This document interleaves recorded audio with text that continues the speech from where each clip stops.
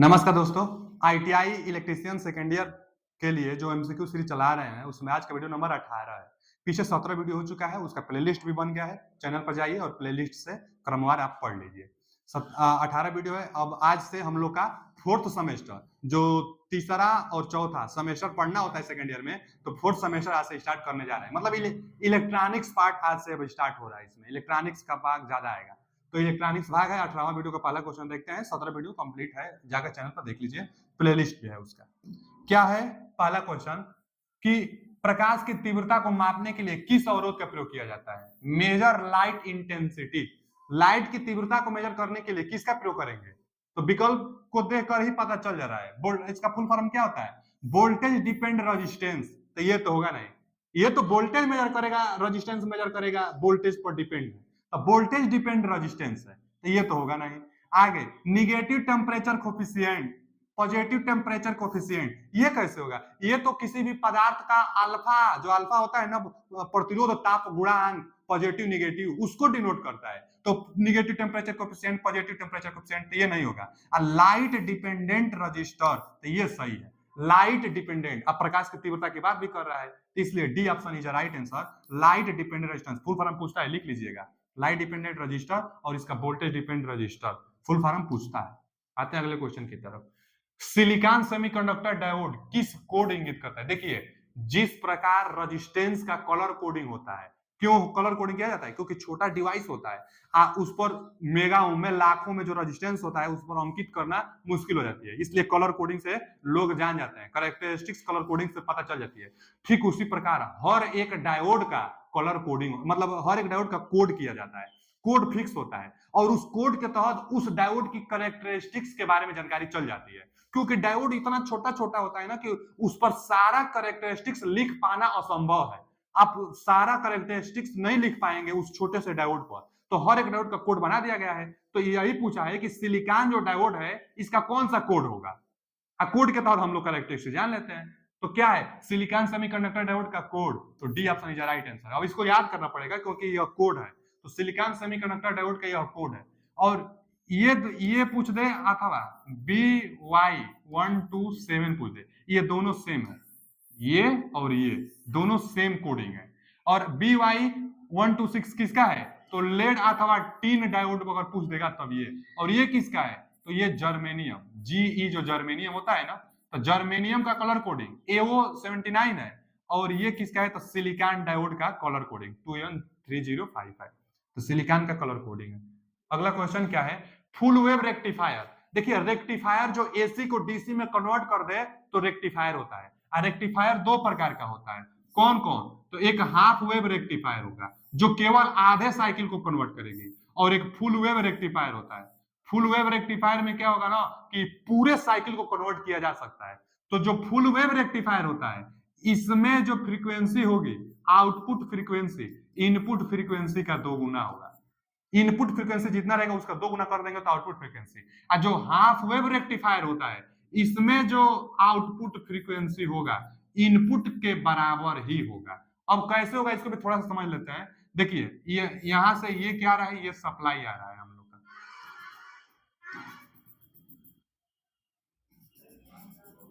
अब देखिए, यहां से ऐसे, यहां से ऐसे, ऐसे हम लोग का एसी सप्लाई जाता है। तो देखिए एसी का यह एक साइकिल, इसमें भी बस अभी यही बन पाया, आगे फिर यही बन पाया, आगे फिर यहां से अब यही बन पाता है। तो एक साइकिल में एक ही पल्स है। यहाँ देखिए एक साइकिल में एक पल्स ये, एक पल्स ये, 2 पल्स।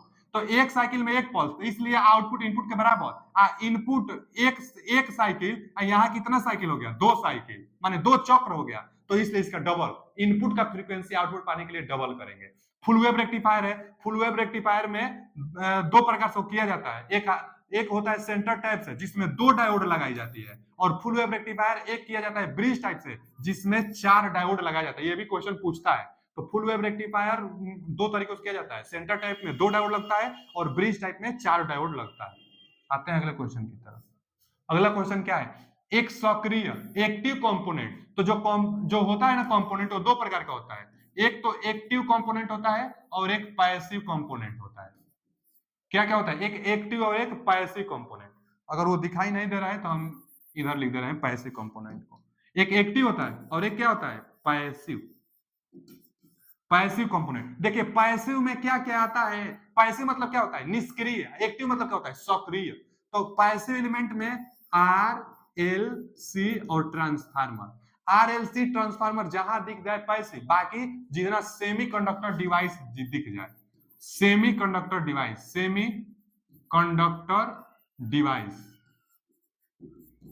जितना सेमीकंडक्टर डिवाइस, जैसे में डायोड दिख जाए, ट्रांजिस्टर दिख जाए, तो diode transistor semiconductor device active, और आरएलसी दिख जाए तो पैसिव। क्या पूछा है, एक्टिव, तब आरएलसी नहीं होगा, ये तो पैसिव होता है ट्रांजिस्टर, क्योंकि सेमीकंडक्टर डिवाइस है। सेमीकंडक्टर डिवाइस दिख जाए तो एक्टिव, ट्रांजिस्टर एक सेमीकंडक्टर डिवाइस है। आगे, कौन सा अक्षर यौगिक पदार्थ कैडमियम सल्फाइड को इंगित करता है, कैडमियम सल्फाइड को इंगित करता है। देखिए जो सी होता है ना, यह गैलियम आर्सेनाइड को डिनोट करता है, और जो आर होता है कैडमियम सल्फाइड को डिनोट करता है। आर कैडमियम सल्फाइड को, सी गैलियम आर्सेनाइड को, और ये जर्मेनियम को, और बी सिलिकॉन को। देखिए इसको भी याद करना पड़ेगा, यह कोडिंग है। पूछे कौन सा अक्षर यौगिक पदार्थ कैडमियम सल्फाइड को इंगित करता है, तो कैडमियम सल्फाइड को आर इंगित करता है, यह ध्यान देना होगा आपको, कैडमियम सल्फाइड आर को इंगित करता है। आते हैं आगे, अगला जो क्वेश्चन है, यह कौन सा है, देखिए ना प्रतीक का नाम क्या है, यह कौन सा प्रतीक है। तीन प्रकार का बेसिक जो होता है वो तीन प्रकार का होता है। एक होता है आर गेट, जो गेट होता है ना तीन प्रकार का होता है, जिसमें दो इनपुट होता है ए बी और यहाँ वाई, इसको हम लोग क्या कहते हैं, आर गेट कहते हैं। और एक होता है एंड गेट। एंड गेट कैसे होगा, एकदम ऐसे होता है और यहाँ से थोड़ा सा ऐसे होता है, तो ये जो है ये एंड गेट, क्या है, एंड गेट। इसमें भी दो इनपुट होता है ए बी। और एक होता है नॉट गेट।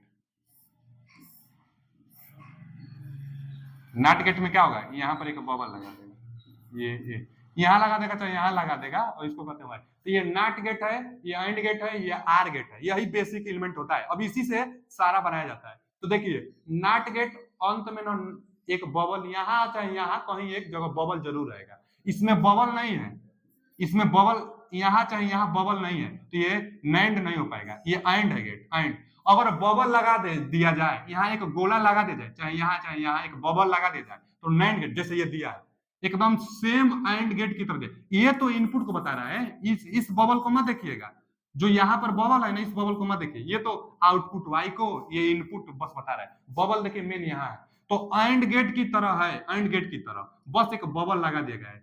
तो बबल मतलब नाट को डिनोट करेगा, तो एंड गेट है लेकिन बबल लगा देने से नाट प्रयोग हो गया, इसलिए नैंड गेट। तो डी ऑप्शन, यह सिंबल किसका डिनोट करेगा, नाट गेट का। अगर यहाँ पर बबल लगा दिया जाए तो आर के आगे एन लगा देंगे, आर के आगे एन, तो नार हो जाता, यहाँ पर बबल होता, तो यहाँ पर बबल है तो नैंड गेट, तो इसलिए D option is right answer. और नाट में तो बबल खुदे रहता है।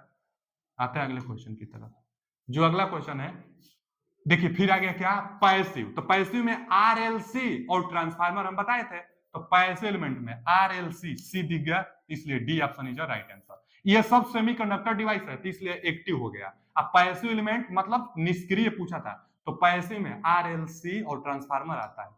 अगला क्वेश्चन, इस सिंबल का क्या नाम है, तो इस सिंबल का क्या नाम है, तो देखिए हम सबका सिंबल बता दे रहे हैं, आप खुद पहचान लेंगे। एससीआर, तो एससीआर डायोड जैसा होता है, डायोड जैसा। डायोड कैसे बनता है, आप सब तो जानते ही होंगे, यही है डायोड, यही डायोड है। लेकिन एससीआर में ना एक और गेट का टर्मिनल होता है जी, यहाँ होता है एनोड और यहाँ होता है कैथोड, यही है एससीआर का, तो ये तो होगा नहीं। अब आगे आईजीबीटी, आईजीबीटी को मोसफेट कहते हैं, इसका full form insulated gate bipolar transistor, insulated gate bipolar transistor, इसी को मोसफेट कहते हैं। तो इसका सिंबल कैसे होता है,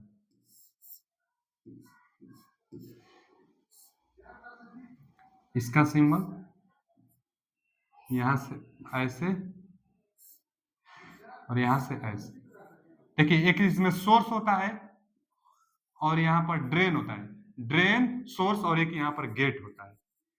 देखिए क्या क्या है, इंसुलेटेड गेट, जो गेट है ना इसको इंसुलेटेड कर दी गई है, यहाँ पर कुछ गैप दे दिया गया है, मतलब इंसुलेटेड कर दिया गया है। गैप का मतलब इंसुलेटेड। तो अब एरो एरो यहाँ पर भी दे दीजिए, तो यही मोसफेट का चाहे आईजीबीटी का सिंबल हो गया, गेट सोर्स ड्रेन होता है। आगे है डायोड, तो डायोड जो होता है यही डायोड का सिंबल है, हम बना देते हैं कैसे होता है। इसमें एंटी पैरेलल में 2 डायोड लगे होते हैं। एक अगर ऐसे डायोड लगा है तो एक डायोड ऐसे लगेगा और यहां पर एक एनोड और कैथोड का 2 टर्मिनल, यही डायोड है। 2 डायोड होंगे एक दूसरे के एंटी पैरेलल में। और ट्रायक क्या है, एकदम सेम ऐसे रहता है, बस यहां से एक और टर्मिनल गेट के लिए निकाल दी जाती है, एनोड कैथोड के बाद एक और टर्मिनल गेट के लिए। तो ट्रायक डायक से बनता है। तो यहाँ पर टर्मिनल नहीं ना निकला है तो यह डायक हो गया। C option is right answer, डायक हो गया। अगर ट्रायक होता तो एक टर्मिनल निकाला जाता।